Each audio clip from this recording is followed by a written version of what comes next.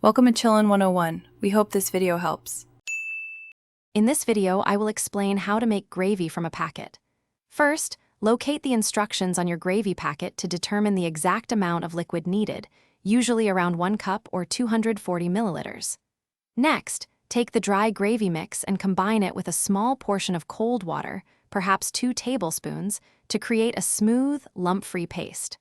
Finally, heat the remaining liquid in a saucepan over medium heat until it just begins to simmer gently.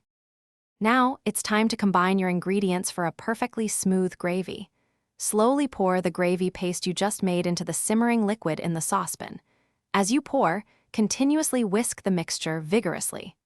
This constant motion is crucial to prevent any lumps from forming, ensuring a silky smooth texture.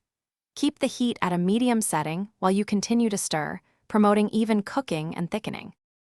To achieve that ideal gravy consistency, bring the entire mixture to a full boil, stirring constantly for about 1 minute. This helps activate the thickening agents. After 1 minute, reduce the heat to a low setting, allowing the gravy to simmer gently. Continue to stir occasionally for approximately 2 to 3 minutes. You'll notice it gradually thickening to a rich, pourable consistency, perfect for your meal. Once your gravy has reached the desired thickness, remove the saucepan from the heat. Let it rest for just a moment, allowing it to settle. Now is the perfect time to taste your gravy and adjust the seasonings if needed. Perhaps a small pinch of salt or a dash of black pepper will enhance the flavor.